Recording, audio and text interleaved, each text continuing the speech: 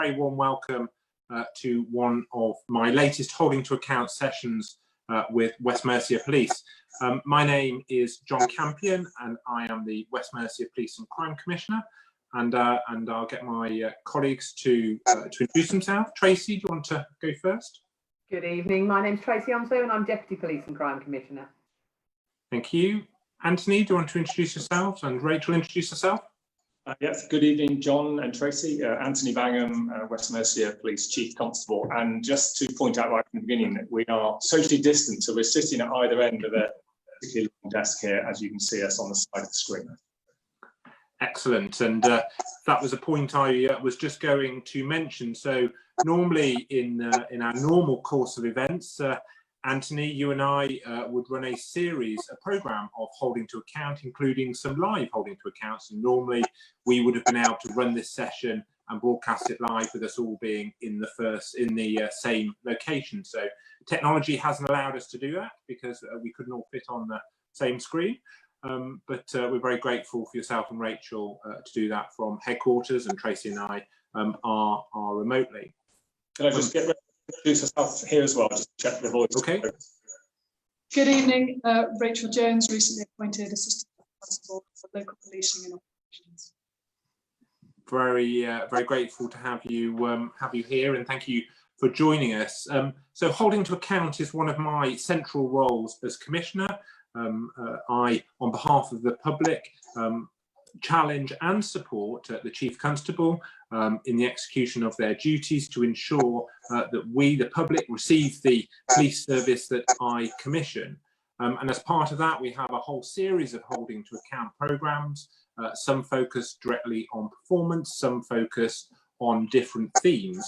And the session tonight is on around ensuring that we have diversity, inclusion, and indeed ensuring that our community as a whole is supported by the police force that keeps us safe. So tonight is based on a series of questions that we've had from the public in advance.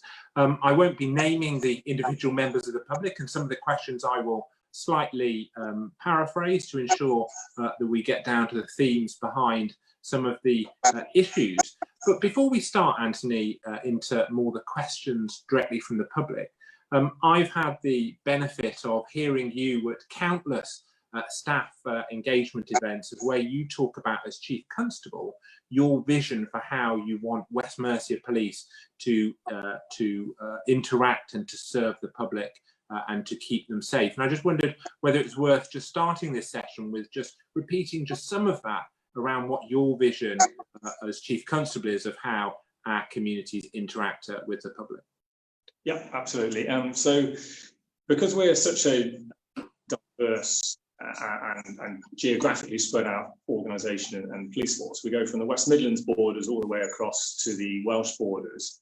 And that probably is about as diverse as it gets across the country.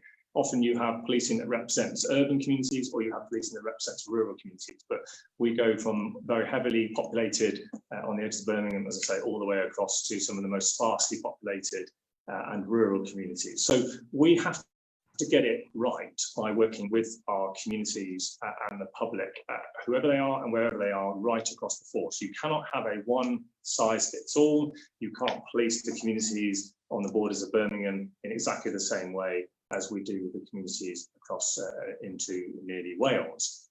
However, what we have to do is guarantee that they will get the same sense of service, the same values that our police officers have and police staff have, and they must be able to guarantee that wherever they are, they will always get the response that is matched to their needs in West Mercia. So that is what we try and do. I'm very clear as Chief that we need the public to engage with us. We need to listen. We don't always get it right. When we get it wrong, we try and quickly resolve that, apologise, move on. But without the support of the public, of people right across our force helping us police, we can't get it right. So tonight, as part of that, is to ensure that when we're talking about diversity and inclusion, that we are as able as we can to represent our public right across that geographic area. Thanks, Anthony. I've heard, as I said, you speak a number of times to your staff, and one of the things that always strikes me is as you bring to life some of the force's visions and values around putting the public first and serving with strength and compassion. And I just wondered whether you just wanted to touch on those and how they shape every day the processes that are sometimes very complex and sometimes very simple of the work of your organisation.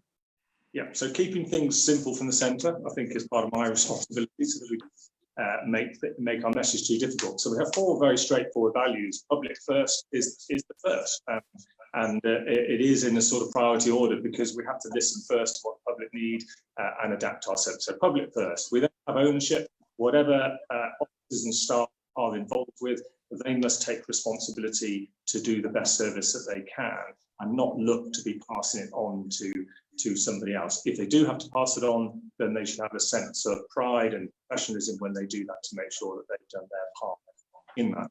And then we have courage and compassion.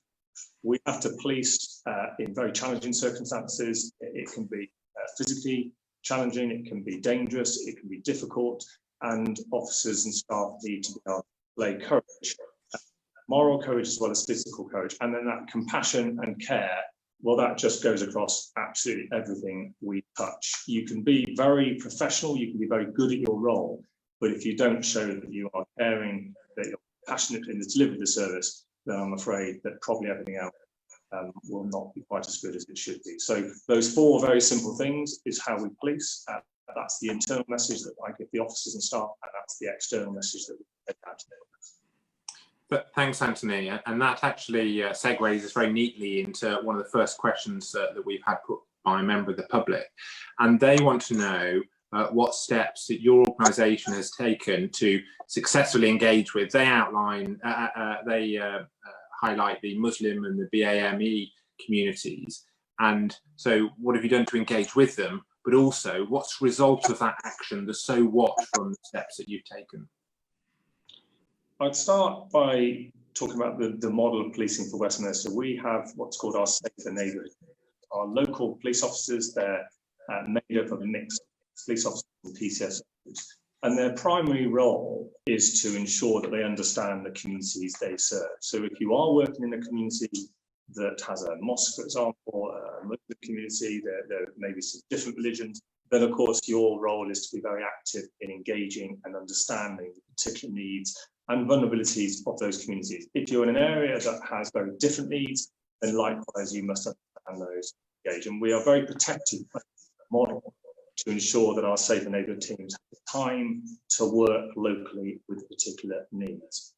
There's no doubt that we've gone through a challenging time the last few months with protests and that voice coming through very loud that there are members of our community who are vulnerable, and to understand what those vulnerabilities are, adjust our policing style is absolutely critical to the service. So we do a lot of work. In fact, Rachel will pick up here some of the specifics in some of the good practice across the force, because we've been doing this for many, many years as part of the service we deliver.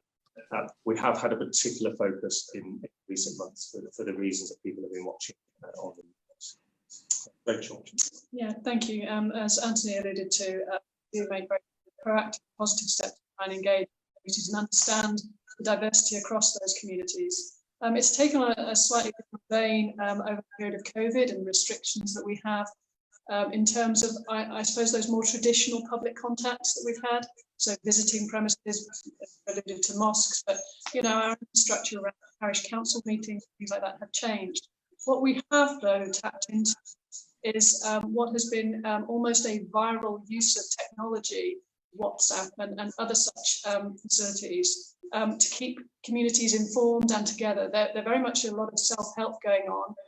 We've seen a lot of evidence of our officers tapping into those communities to make sure that we're engaging, responding to their needs, but also as we often make the call to the public to help us help themselves, ensuring that those communities are doing a little bit of self-help supported by our tapping in and supporting where we can, and understanding the breadth of need that's out there. So it has been challenging times. we moving on, and when that face-to-face contact is open again to us more readily, then I think we have the real opportunity to balance both the traditional methods of engagement with our communities, together with those methods that technology now affords. So it obviously, Anthony, you've been chief for 4 years, and indeed, or just coming up to 4 years, and deputy before that. Hearing some of our minority communities, or hard to reach communities as they're sometimes called, is difficult, and it's good to hear that work that you do to hear that.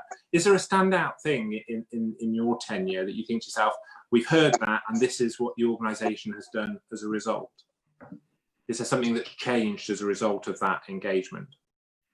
Well, I think we're probably going to touch on a little bit later as to the how representative we are as an organisation, because of course we can engage well, we can listen, but if somehow we are not part of that community and many other communities across Westminster, then I think there's always that challenge of being a little bit outside, inside, and we've worked really hard to start to develop a positive action team, a group of people, both police staff, police officers, and we need to do more, by the way. We're just sort of starting to say that we have done so much, but we still not as representative as we would like to be. Like I said, when we touch on this later, we'll probably be more specifics, but the facts are that we are less representative around our black and minority communities than we would like to be. So I think what I've done is try to ensure we recognise that we're not defensive. We need to invest in more people so we can have a better relationship with our own staff networks. We've recognised that we have not engaged as well as we perhaps could, and as we shape up West Mercia as a standalone force. Obviously, previously, for those who are watching, we were part of an alliance with Warwickshire, and some of the central policies, I think, were a little bit more distracted away from the core role of listening to our staff and listening to communities. And I guess the standout item for me is to reshape West Mercia back to that strong connection with the people we serve. And if we're getting it wrong, we need to listen and we need to change it and make it more right. Tracy, you wanted to come in? Yes, just one. A lot of our residents will have seen sort of demonstrations and marches around Black Lives Matters and previously, and I just wondered what kind of dialogue would the police have any dialogue with local communities around those sorts of events? Yeah, and I know Rachel want to come in, particularly from experiences she's had from within the West Midlands force as well. But yes, we have an extensive dialogue, and although the focus rightly at the moment is on the recent activity, if you go back further, a lot of our towns and cities, Worcester, Telford, for example, have experienced marches and demonstrations, some difficult, challenging situations around English Defence League marches and various other things that are always challenging to police. But it's that dialogue, it's that relationship that I think has given our communities, who are often feeling very vulnerable through those situations, has given them the confidence that we are supporting them and we are able to take account of their needs. So this isn't a new thing. We've been doing it for many, many years, but certainly the focus with Black Lives Matter is once again how important the relationship is. I was just going to touch on the Black Lives Matter protest, actually. You've made reference to the dialogue that we have with protesters. It's actually afforded us an opportunity to build a relationship with some of the members of the Black and minority ethnic communities that we haven't had previously, and even start a bit of a recruitment campaign into our independent advisory groups, which we highly value to inform and act as a friendly critique to our policing practices, be that in the context of stop search, use of force and so on and so forth, but also more broadly connecting with our communities. We've seen in some parts of our community quite an evocative image of police officers in uniform in quite stressful situations around protests, taking the knee. We've seen some senior police officers taking the knee. We haven't seen that here. It isn't something I'm necessarily pushing for, but I'm just interested in your view as Chief Constable as to as to why, why not, and explaining to our community that perhaps might have expected it, and the reason why it's important that the police remain their independence. Yeah, so John, what's interesting in this type of is I know that there will be people who will have some pretty fixed views. You could be watching and thinking, well, absolutely, the police should have the discretion to take the knee, and there will be others that are very that never ever the police take such a stance. So the position that I've taken on this is, first of all, I have to cut through somewhere where you get the different views and ensure that the officers and staff, and particularly the officers on the front line who are facing sometimes hostility, but also just large gatherings in crowds, what does that uniform stand for? What is our role when we are policing right in the middle of often opposing crowds and difficult challenging circumstances? So we looked at the national guidance, we looked at the fact that different forces have taken different positions, and also had to have a look at the early stages of how some of those protests, except it's a minority, some of those protests did turn violent, and there's no way that I'm going to put police officers in a position where they make themselves more vulnerable. So my position was quite clear that it wasn't left to discretion for West Mercia policing any of the events or protests or gatherings that we would be standing up proud as police officers. We would be completely objective, and the position of those officers would be in the same way that we would in any of the protests. So we will not be taking the knee. It's completely impartial and maintaining our neutral position. I've had the good fortune, I don't know whether it's a good fortune is the best way to describe it, but I've seen firsthand your officers policing some quite difficult far-right protests, and the power of the impartiality of the police, I think, is one that is a very good sign that our community should see. So I'm very grateful for you just touching on that. I'm going to put to you what I think is not a view that I hold, but a view that I'm going to try and paraphrase, because I think it's an important issue to discuss. The person who's put the question in wants, they say, they'd like to see an end to politically correct hate crime investigations and more resources devoted and police out there on the beat dealing with more traditional crime, burglaries, etc. And I suppose my question to the two of you is, it's not a view that I hold, the questioner has put in, but what do you say to our communities that see sometimes and often complex hate crime type incidents taking resources where we have other more traditional crimes? Why is it a priority for West Mercia Police? So the first thing is to acknowledge that the person is entitled to their views, and as I recognised in the previous question, it isn't for us to say those views are right or wrong. So I know it's not your view, John, but if somebody does believe that, they're perfectly entitled to believe that. Interestingly, it's not an unusual challenge for lots of things we do. I think generally people are quite selective over what they think we should be doing.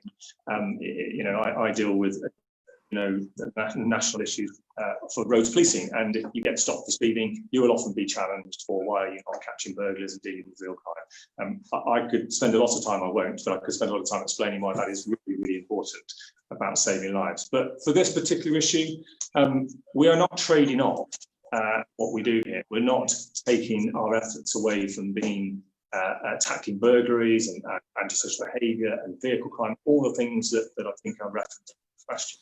What we are saying is we have to do both, and we have enough police officers and staff well trained to problem solve and ensure that we can respond to both types of crime incidents.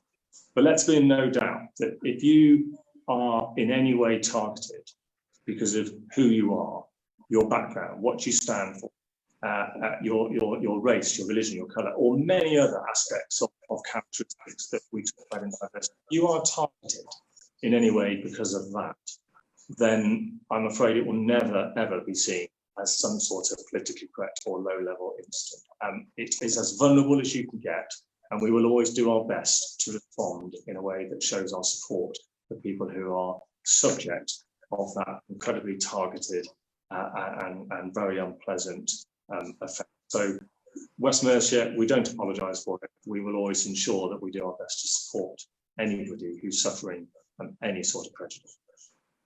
And that's an important point for me as Commissioner, is that I want to ensure that we get to live our lives without interference or threat from others. And sometimes I think the particular agenda we're talking about tonight is tiptoed around, because sometimes it's seen primarily around race, but it's not just about race. It's about the differences that other people seek to either target, or indeed people seek to make people's lives misery because of.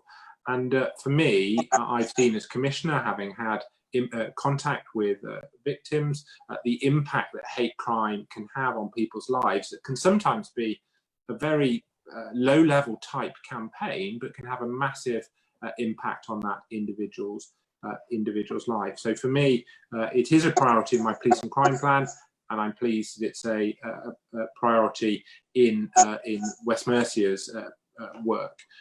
Anthony, we've seen in lockdown, we've seen many crime types go down, hate crime reporting being one of them.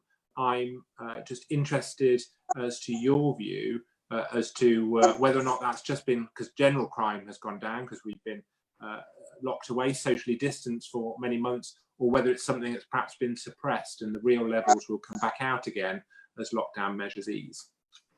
Okay, I'm going to pass that one across to Rachel. We were just talking about that before we came down. So we have seen a reduction over the course of this last quarter, in particular in hate crime. What I would say, though, is that we're seeing a slightly different dynamic. The hate crime, the larger proportion of hate crime normally is the sort of incidental hate crime, encountering people on the streets, people taking an opportunity to express their hatred or what have you, and be offensive towards individuals because of their characteristics. Actually, what we're seeing now manifesting itself, some of which from the Black Lives Matter protests, are more targeted hate crime incidents. So we're seeing a reduction that I would put down to the COVID restrictions and the fact that less people are on the streets, but we're seeing an increase or a proportionate increase in the targeted hate crime events, which clearly we're concerned about. An interesting dynamic, bear in mind what we've got with the Black Lives Matter protests. Thank you. We're going to move on now to West Mercia's workforce. Tracy? Hi, thanks, John. The question that's come in was, does the makeup of officers, and in particular police staff, reflect that of the local communities across the force? And if not, what are we doing to address the imbalance? So I'm probably not clear as to why it says in particular police staff. So I'll just deal with police officer and police staff, because we're very balanced in West Mercia actually with the number of officers and staff, and both do a very important role. So the easiest way of answering is no, we're not as representative as we would want to be, and I touched on that. And in fact, we've been probably talking about this for many, many years, and we still are not as representative as we want to be. So that is a constant challenge to ourselves as to why is that the case? How do we do better? So for example, we're about a percentage below where we should be for Black and minority ethnic recruitment, and we will do everything we can to work with communities and to broaden out our entry points into West Mercia to ensure that we are very attractive to different communities. And then once, of course, you have passed that first test, if you like, to make it an attractive prospect, then you have to be incredibly supportive and ensure everything internally is as good as it can be, so people don't leave after they've arrived. And I think we've got work on both. We're not as representative as we could be. Interesting on gender, for police officers, there's a national commitment to have 35% of police officers to be women, and we're about 31-32% in West Mercia. So we're heading the right direction. Of course, you could argue that it shouldn't be 50%, and I think kind of steps towards is always the right thing there. But on a police staff, going back to the question, it's about 64%, I think, for women who work as police staff members in West Mercia. So we're sort of as much the other way, really, for women police staff as we are for police officers. And that's something that we would also like to understand. Clearly a very attractive organisation, and we do flexible working and all sorts of things. We are a large employer, but for some reasons we can't transfer that in the same way into police officers. Looking much more broadly, we police the Welsh borders. So do we have people who work and have got a background in Wales? Do we police farming communities? Do we have people who've got a background in farming? Do we have different educational backgrounds, different university backgrounds, all sorts of LGBT, you can pretty much go through all the different characteristics and a lot more in West Mercia, settled communities, traveller community, Eastern European communities. And there's some news coverage today about the number of farm workers that we have in particularly Herefordshire and Shropshire from different parts of Europe. How open are we to people from different countries who come here for work reasons and then potentially as a launch pad into different. So we're pretty well informed actually about the makeup of our organisation, and we've got lots and lots of information available. But the summary is we're not as representative as we'd like to be, and we will continue in our efforts to be better. Is that an issue, do you think, that's specific to West Mercia, or is that something that's an issue nationally? What's your feeling about that? It's definitely an issue nationally. In fact, we are, in many respects, ahead of some other police forces. If all the things that we are doing now and that we've identified, particularly entry points into West Mercia Police, if all that goes as planned, there's a fair amount of modelling as to both ends of our organisation, but we could be representative, as an example, of our Black, Asian and minority ethnic communities by 2022, 2023. We could be one of the first forces in the country to achieve that. But that would give for West Mercia a percentage of 3.8%. So neither Rachel nor myself are here thinking, well, that's job done then, isn't it? Because actually it would be relatively small numbers, and there are parts of West Mercia that should be considerably more represented than in other parts of West Mercia. So yes, I think it's a problem nationally. We've got to make policing a very attractive career for people from all sorts of different backgrounds.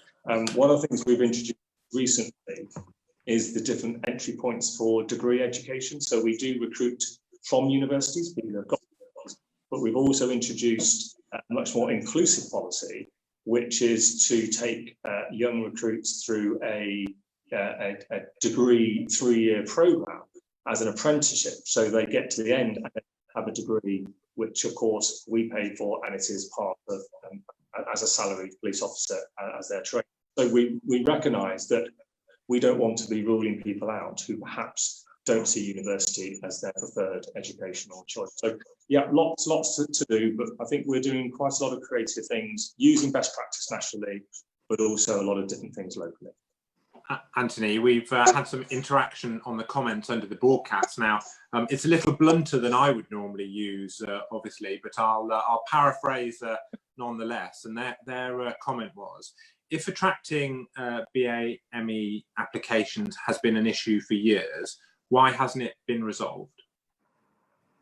Well, I guess I won't give a blunt answer, but I think the honest answer, if we knew that, then of course it wouldn't be the case, would it?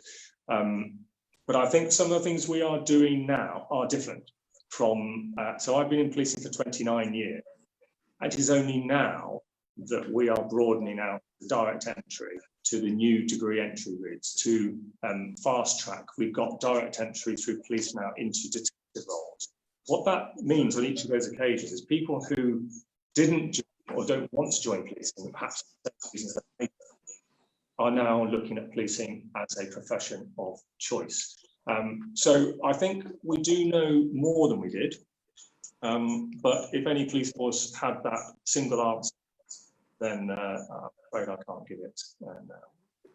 I've heard you describe it before as the about removing the barriers, ensuring that as many of the barriers are removed. And in my as in the national role, I sit on one of the reference groups as part of the 20,000 uplift nationally, and some of my concerns have been around some of the failure stages in the recruitment process where some people are disproportionately represented, i.e. if it's a group of white Europeans designing the application process and the vetting process, and then we're surprised that maybe somebody from South Asia who might not have the same family construct or background would not necessarily be able to prove the things that a white European might be able to. And for me, and I'm not putting words in your mouth, I'll have a word to, but I've heard you say it, I suppose.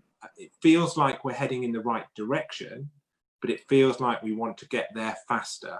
And some of the things that have changed nationally and this drive to recruit the 20,000 nationally, it's a real opportunity to do it now in a time of growth to make that progress at a greater speed.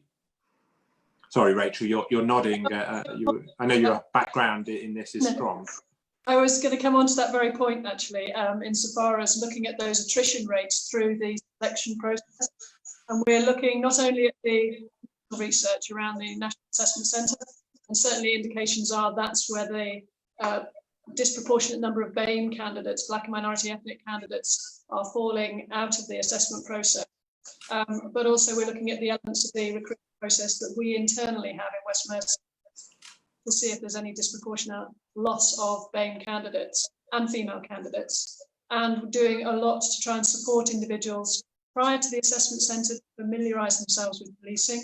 As you just touched on there, John, many Black and minority ethnic officers in particular, or potential applicants, don't have any family in the police, so it's about the sort of familiarising them with the police environment, supporting them to prepare themselves for the assessment centre, and then providing that ongoing mentoring and supporting once they arrive in the force as well. Anthony, I know we talked about removing barriers more generally. Somebody's commented under the feed saying that 3.8% is the average BAME demographic across the region, but its recruitment ought to be targeted, surely. So the question, I suppose, is, do you think the force is doing enough targeted work to ensure that our communities have got the same equal opportunity to apply and succeed in the organisation? Well, again, I think the answer is we need to do more, and if we continue to listen to particularly the people who've got stories within our own organisation that Rachel just touched on, then I think that is something where we can potentially take a bit more risk, be more courageous. I talked about our value of courage, but we do need to be targeted. You're absolutely right. I'm not always convinced we are targeting the right areas, and also whether we are sometimes too broad brush within it's West Mercia. We talked about the West Mercia population. Actually, if you look across different parts, Halford is fundamentally different from Hereford, as an example. And I do think we should be more targeted in the opportunities that are available to the different communities into West Mercia. Do you, and I'm putting words in your mouth again, but I'm interested in some of the positive action initiatives that the force do, and I know that you've driven as chief. Do you think they work? Do you think it's worth the effort with the positive action to ensure that we can carry on that journey to ensure that we're representative of all communities, not just about race? Yeah, there is, and as I just said again, that we are currently on track to achieve that 3.8% because of the positive action, because of that more targeted approach by 2022, 2023. The issue for us is we have to have movement at the other end of the organisation as well, and it won't surprise people that it is less diverse, the people who are exiting, as the people who are coming into policing now on many of the characteristics that we have talked about. You know, it has transformed probably beyond recognition with the representation of female police officers, and we will continue to ensure that carries on. But yeah, I'm actually more confident that if we do what's been identified, we can achieve it. We just have to follow it through and make sure we do. Thanks, Anthony. I want to move on to hate crime and how it's reported and dealt with, and the victim experience and the justice, the completion going through it. And some of the questions that we've had in, first of all, is quite a general one around how many hate crimes are reported in a year, and I suppose to put it into context, how does that relate to all the other crimes and call for service that your organisation receives? So we do have some figures available, and facts, and Rachel can go into some of that if it helps. But interestingly, what we've seen is a pattern of increased reporting over a number of years, and I don't think we should be surprised by that, because we have now targeted this area. We've sought people to be more confident to come forward. I think they are more confident to come forward. So whether there is more hate crime occurring or it is better captured, I think is always hard to give a straightforward answer on. But we are definitely better informed, and we also have the difference between incidents and the number of offences that are recorded within the system. In other words, crimes, rather than some antisocial behaviour or an incident that's not in itself a crime. So we have all of the data available, and we work with our independent advisory groups and some of our internal networks to really understand what is happening, why are there trends, as Rachel just touch on those now. Yeah, so I've referenced the fact that COVID has rather thrown our normal projected figures into slight disarray. But we were seeing year-on-year increase in reported hate crimes. As Anthony's alluded to, some of that's about improved confidence. Although there's some interesting localised research that draws out the fact that we still have a lot to do there in terms of encouraging communities and members of the public to come forward to report hate crime. There is still an awful lot that goes unreported. That said, I think it's worth drawing on the trend that is an improved satisfaction in terms of how we deal with hate crime across the force. That in itself masks some disparity across our areas, so I think we need to focus some of our attention there. You ask about how we deal with hate crime. I think it's really important to understand that we view every victim's needs independently and not based around the circumstances of that particular victim, local community, local factors, as well as the crime itself. So we don't pigeonhole any particular victim of hate crime. We make an assessment of their individual needs. And we've been piloting two responses in different areas of the force. One that's focused on that all-encompassing investigator and support and referral into support agencies, and another that has been about individual officers investigating hate crime, but then having specialist hate crime and advocacy and liaison officers who then provide that support and feed into other third sector and support networks. And what we're finding is that actually the former one seems to be the preferred model in terms of our victims of hate crime, and we will be moving to that model across the force very shortly. So we've done that to trying to understand actually what better suits and feeds the needs of our victims of hate crime and respond accordingly.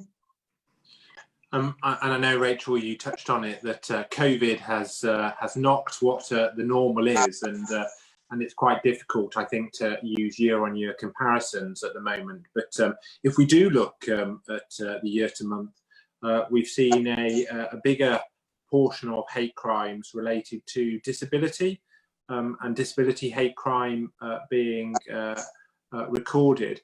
I know the force has done loads of work around its crime recording quality, and at the last inspection rated as good, which is good progress over a period of time.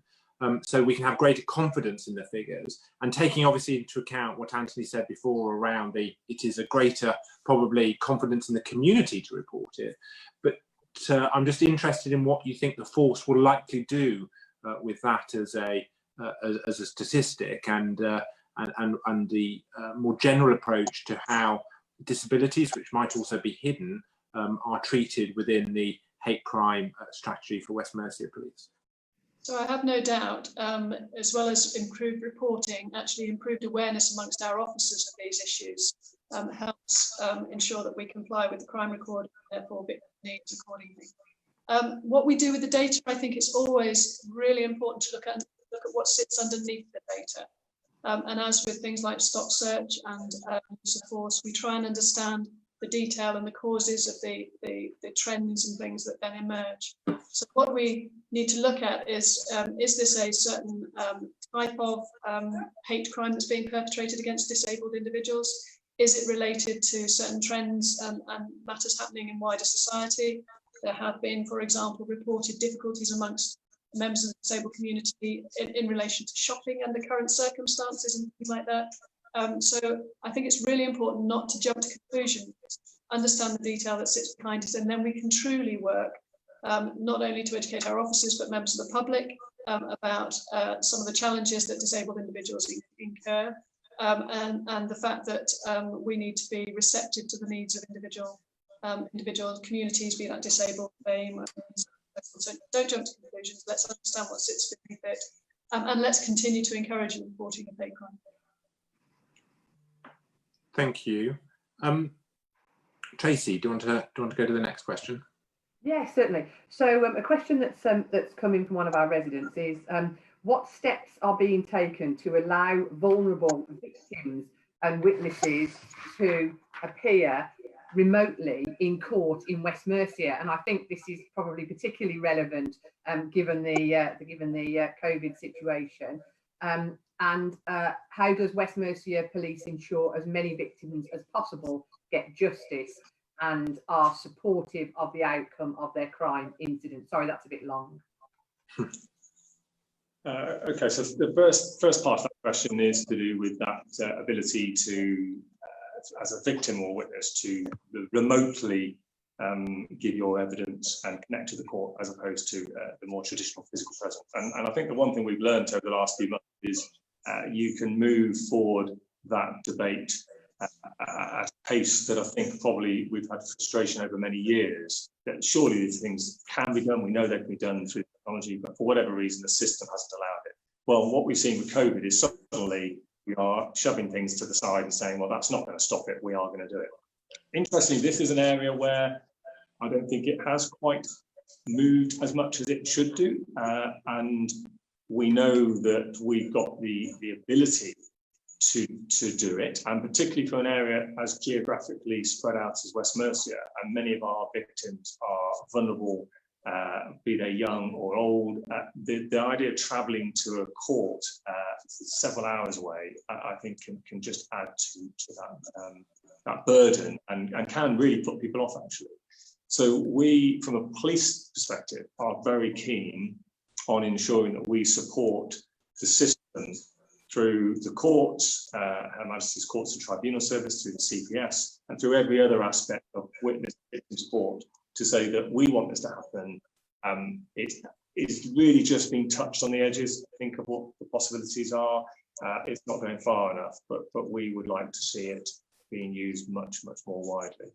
And I think just take the obviously to share the burden, because I as Commissioner have a role to play to do with supporting victims and witnesses.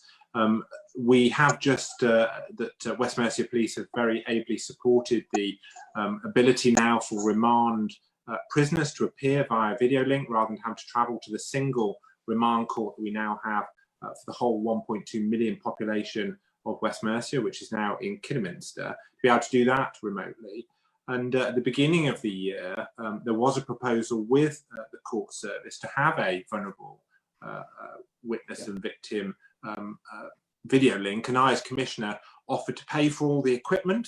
I offered to help provide the facility, but the court service refused to pay the ongoing revenue charge, which I see as very disappointing.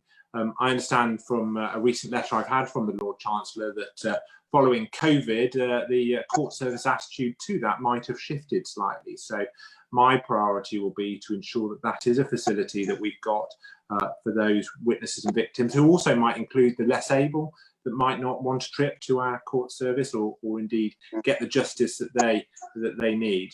Sorry to talk across you, Anthony. I know you were going to sashay into the victims getting justice.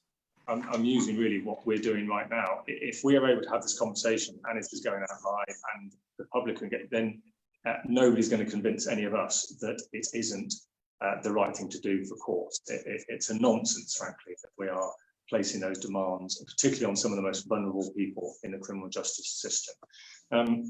So the second part, I was going to hand across to Rachel. I would just add one other thing. We're becoming increasingly technologically savvy, but some victims aren't, and some victims actually want their day in court, which comes on to my second point. It's about victim need. And you asked the question about how does West Mercia ensure as many victims will get justice? We endeavour to tailor our response to the needs of the victims, and where it is in the public interest, and we clearly have the evidence, to pursue a criminal prosecution. That said, there are many offenders, often first-time offenders, or their circumstances are such that it would be in the interests not only of potential future victims, or hopefully no future victims, that offenders are diverted away from the formal court process as well, and given treatment orders such that actually we deal with and get to the root causes of their criminality, and therefore hopefully future criminality, or stop future criminality on their part. So we have mechanisms like out-of-court disposals, which are diversionary schemes. John, clearly your office funds that.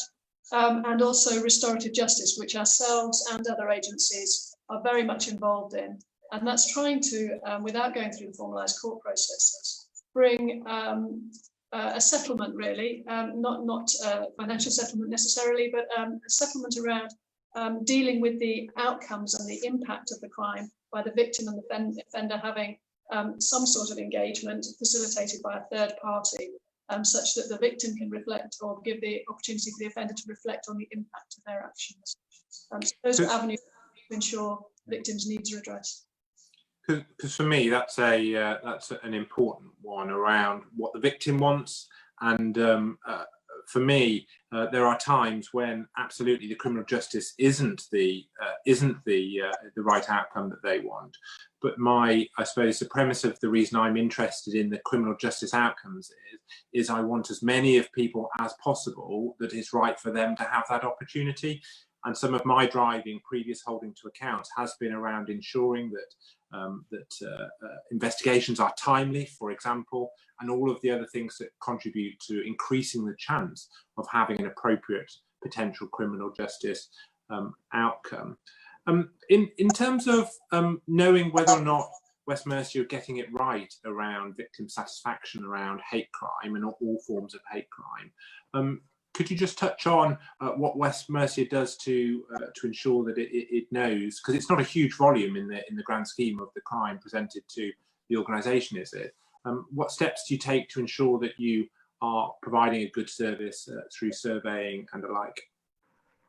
So we survey a number of different crime category victims and people involved in reporting this, and specifically do that with victims of hate crime, so that we can understand. And we have some variance across the force, which I know you and I have talked on. That's the model difference that Rachel was talking about earlier, was trying to address that. Why is it in one part of our force, we seem to have a better response from the public and victims than we do in other parts? And that's why we've been testing out different ways to see which is the right model.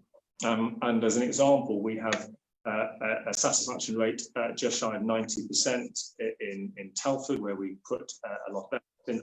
And in another part of the force, it's down near the 73-74%, and it averages about 80% across the force. So we analyse every victim, every reported instance. We have a look at what they're telling, as well as the free text. What are the comments about, even when they're satisfied? what are they saying about what we could have done better, where they've been quite forgiving of some of our service issues. And similarly, when people are saying they're not satisfied, what are the positive comments? So we look at all the comments, we survey extensively to try and ensure that we can get the levels up to those levels seen in Telford, because we want as many as possible, if not everybody, to be fully satisfied with the service when they come to us. This is a very difficult choice for them to come forward to us, so being satisfied is really important. The general members of the public, and indeed even the odd commissioner, might say, if we can get 90% in Telford, why can't we have it everywhere when our communities are saved by the same organisation? I know we discussed this previously, but my drive as commissioner will be to support victims and witnesses, to ensure that they're able to cope and recover, but also that I challenge and hold West Mercia Police to account for them delivering that consistent, good quality service. So I think, first of all, it should be applauded. 9 out of every 10 being confident, being satisfied in the service that they've received is a great aspiration. But getting everybody that great service would still be, and I'm pleased to hear that it is still your central aspiration to deliver. My last question, really, and it's to Rachel and Anthony, is so Rachel, obviously, as the ACC in charge of local policing, the main part of the business, and Anthony, obviously, as Chief Constable. What's your main message to those people that might be subject to hate crime or be discriminated against for one of their perceived differences, and what can they expect in terms of service from West Mercia Police, and from a more attitudinal, very, very high level response? We know that it's underreported. Please have the confidence to report. What do we offer you? We offer you, as I've described before, a compassionate, tailor-made service that will look into your individual needs and seek to service the needs not only of you as an individual, but recognising how we treat you as a victim of crime, as a victim of hate crime, will affect the confidence of other members of your community, other people with the same characteristics that you have, in terms of the police response and our ability to serve those needs. Please have the confidence to report. You will get a compassionate and individualised service. For me, John, I would just say never think we care and never give up on us. So if you're convinced that you've had a bad service or that West Mercia Police isn't going to listen to you, please put that to one side and come forward. And if you aren't confident to come forward to the police, which some people might find very difficult, there are other opportunities to find somebody, third-party force or charities, or indeed your self-job. There are different ways of accessing through to West Mercia Police, and we're not afraid to acknowledge when we get things wrong. This is more complex than I think people often give it justice, really, and we are by no means perfect and don't understand every aspect of diversity, but we are trying to get it right.